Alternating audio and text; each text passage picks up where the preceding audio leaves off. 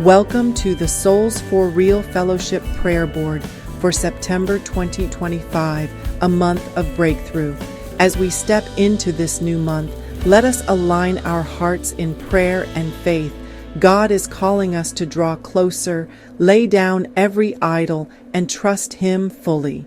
Ezekiel 14 reminds us that salvation is personal, yet when we come together in unity, our prayers become powerful and effective, just as James 5:16 declares. Families and marriages, healing, restoration, and unity, health and healing, strength, peace, and restoration. Youth and children, protection, wisdom, and a hunger for God. Souls and salvation, that many would surrender fully to Christ.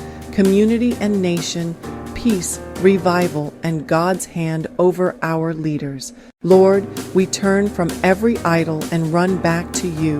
We declare September will be a month of breakthrough, freedom, and answered prayers. In Jesus' name, amen. How can we pray for you this month? Share your requests and know your Souls4Real family is standing with you in faith.